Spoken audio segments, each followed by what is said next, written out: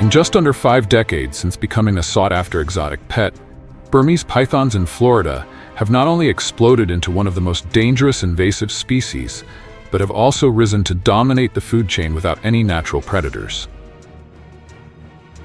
Outpacing every human control effort, from traps and guns to even helicopters, Burmese pythons continue to reproduce in a way that cannot be fully stopped. Then, one morning in the Everglades swamp, something entirely unforeseen happened. Loki, a massive male python nearly 4 meters long, was found dead with its neck torn apart. It had previously been released for an experiment, but before anything could be done, something had deliberately killed it. Who had the strength to do this? A mountain lion? A bear? A massive alligator? Or perhaps a small woman known as America's #1 snake hunter? What happened to Loki was only the surface of a much larger story.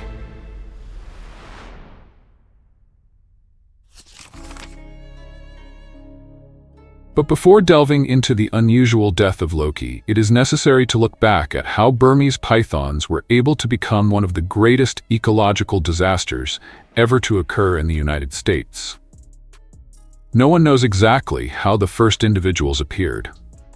The earliest records from the 1930s show only a few scattered cases, not enough to raise concern.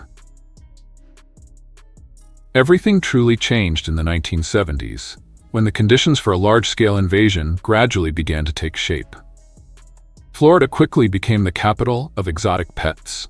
Monkeys, Amazon parrots, South American lizards, and especially Burmese pythons were widely traded, forming a golden link in a pet industry worth billions of dollars each year.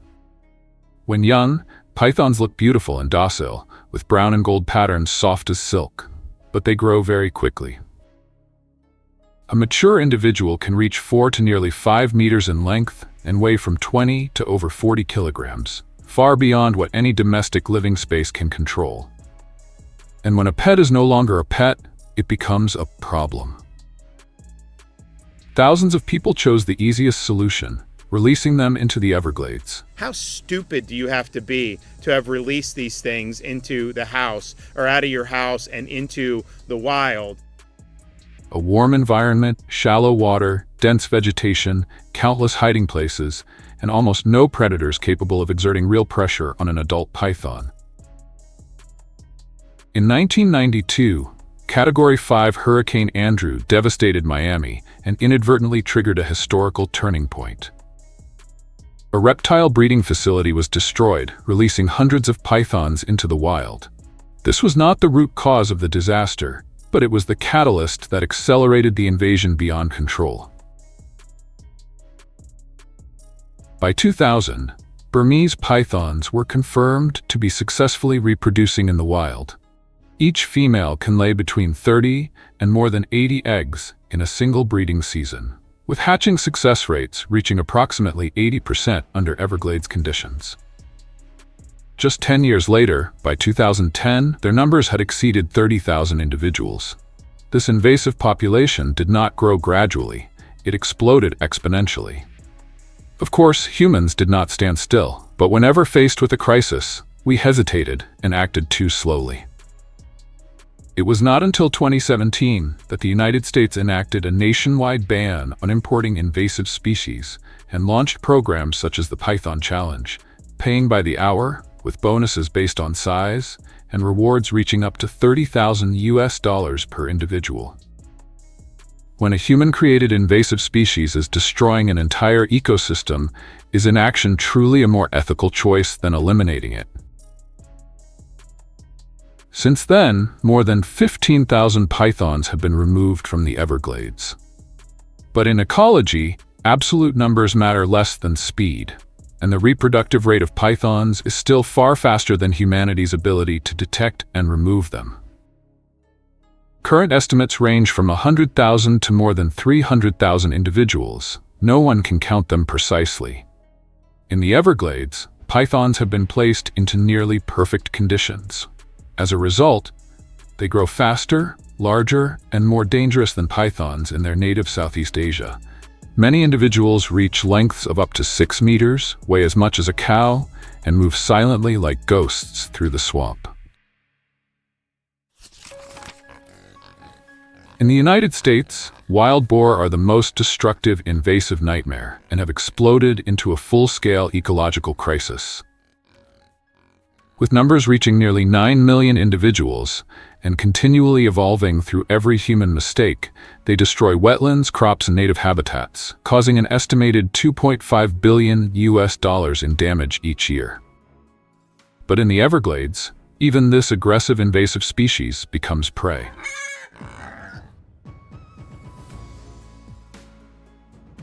In a study published in the journal Reptiles and Amphibians, scientists measured the mouth size of 3 pythons and discovered something that would chill any expert. The smallest one was swallowing an entire deer weighing 35 kilograms. Their mouths can expand up to 25 centimeters, roughly the diameter of a dinner plate. Most disturbing of all, the true horror lies inside. A python's heart can enlarge by 40% immediately after a meal to pump blood for digestion. Digestive enzymes increase 40-fold, turning their entire body into a massive energy furnace. They eat anything with a backbone, a National Geographic biologist remarked, and under unusual circumstances, that boundary can extend to humans as well. The numbers prove everything. Burmese pythons have preyed on at least 24 mammal species, 47 bird species, and numerous native reptiles, from marsh rabbits, raccoons, and foxes to even alligators. At times, you can witness alligators and pythons wrestling to the death like a prehistoric battle.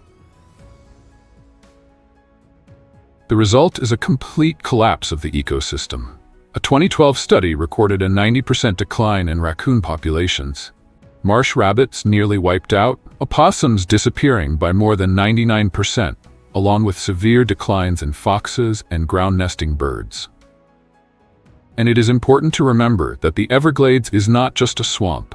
It is the largest natural water filtration system in the United States, spanning more than 6,000 square kilometers of wetlands and supplying fresh water to over 9 million people in South Florida every day.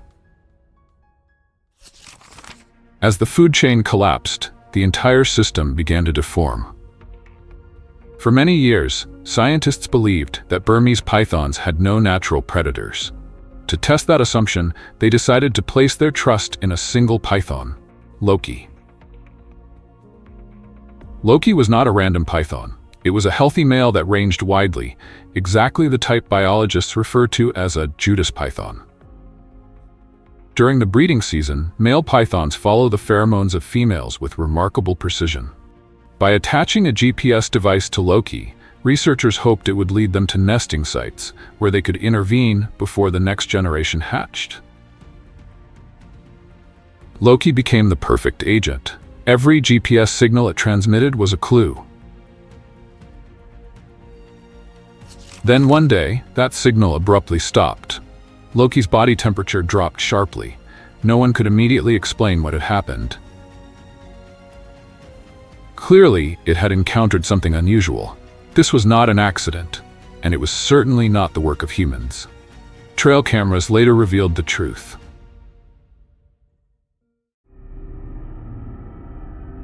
The culprit that returned to the scene was a bobcat, a wild cat weighing only 10 to 15 kilograms and standing less than half a meter tall. Yet it accomplished what Florida had once believed was impossible. They are nocturnal hunters, patient and calculating. In summer, their prey consists mainly of rabbits, squirrels, and raccoons. In winter, they shift to birds, especially migratory species. At times, bobcats also scavenge. What all of their hunting behavior shares is absolute caution. Bobcats do not enter a confrontation unless they are confident of winning. The problem is that Burmese pythons have taken over the very species that bobcats depend on to survive. Pythons wipe out food sources, occupy habitat, and in some cases even eat bobcats. This pressure forces bobcats to face a survival choice: adapt or disappear. After Loki's death, it became clear that bobcats were not merely defending themselves. They were adjusting their survival strategy. In 2021, at Big Cypress Preserve, a trail camera captured a bobcat destroying a Burmese python nest, chewing through the eggs, crushing what remained, and covering the entire nest with vegetation. This was not an instinctive reflex, but a sign of behavioral adaptation taking shape. 3 days later, the bobcat returned. This time, it confronted a female python, over 4 meters long and weighing more than 50 kilograms. A single precise constriction could have killed the cat in less than a second. But the bobcat leapt back, avoided the strike, and continued to return to the area for weeks afterward. This was no longer an instinctive reaction. This was the moment when behavior began to change to keep pace with the extreme pressure of a bent ecosystem, and Loki was the first marker of that change. Bobcats were not the only species responding to the python invasion. Beneath the water's surface, American alligators, creatures that have dominated the Everglades for thousands of years, also entered the confrontation. They have existed for around 7 million years, and while pythons challenge the old order, alligators are not easily displaced. A study by the Florida Fish and Wildlife Conservation Commission shows that more than 14% of GPS-tagged pythons disappeared after ending up in alligator stomachs. But this balance is far from stable. As one researcher noted, the confrontation between alligators and pythons is like a bout between two heavyweight fighters. There are no weaklings, only mistakes, and the price of those mistakes is death. Pythons can constrict and kill juvenile alligators, but alligators are extremely effective at killing young pythons, striking directly at the next generation. And it is not only large predators, even smaller species have joined in. King snakes and pit vipers. King snakes, measuring between 1 and 1.5 meters, are resistant to venom and are famous for hunting other snakes, including venomous ones. When pythons appeared, king snakes expanded their diet. A 2022 study recorded a GPS device from a young python appearing in king snake feces after 48 hours. In the skies, the battle belongs to species with vision 8 times sharper than that of humans. Bald eagles, great horned owls, and great blue herons all regard young pythons as perfect prey. In northern Florida, python carcasses bearing large bite marks and wounds concentrated around the neck indicate that black bears can finish off individuals that are weak, injured, or cold-stressed, exactly the way Loki was killed. And there is another silent enemy, the cold. When temperatures drop below 15 degrees Celsius, a python's body begins to slow like a machine running out of power. Below 10 degrees Celsius, they are nearly paralyzed. A cold snap in 2010 killed hundreds, freezing them and causing them to fall from tree branches like living logs. But nature does not only punish, it also selects. Some pythons survived, carrying genetic variations that allow greater cold tolerance. Over many generations, this trait spread. Worse still, studies from 2018 to 2023 found that Burmese pythons in Florida are hybridizing with Indian pythons.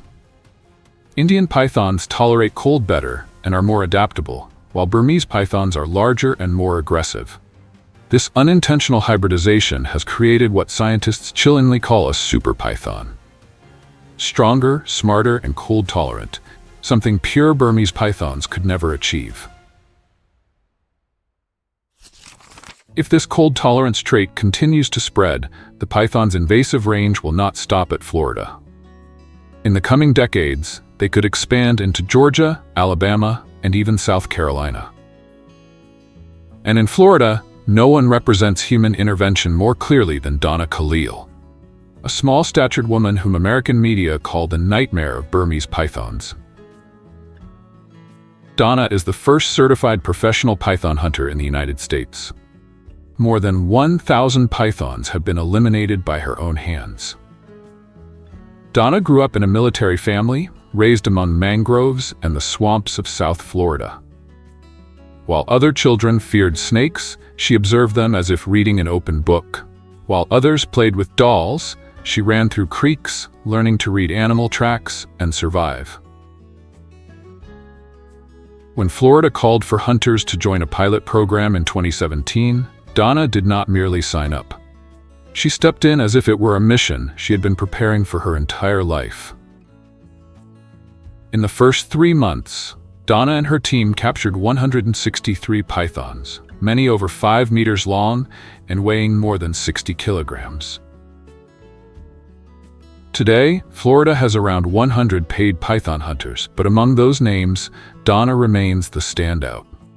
Yet the python hunt in Florida continues to set new records. In the Florida Python Challenge 2025, the winner was Taylor Stanberry, a female hunter from Naples who removed 60 Burmese pythons in 10 days and claimed the highest prize ever, $10,000. This work is not a loud chase. It is a battle between light and shadow, between silence and instinct. A brief glint, 3 seconds to recognize a python, 1 second to decide to dive in and grab it. Donna does not change the python population. No one can. But every python removed is one nest of eggs never born. In ecology, recovery rarely comes from a single grand action. It comes from many small forces at the same time. But Loki's death left behind one crucial truth. The assumption that Burmese pythons are unchallengeable was wrong. And the final question is not whether humans can control nature. It is whether we are willing to stop making the wrong interventions long enough for the system to find its own path back to balance.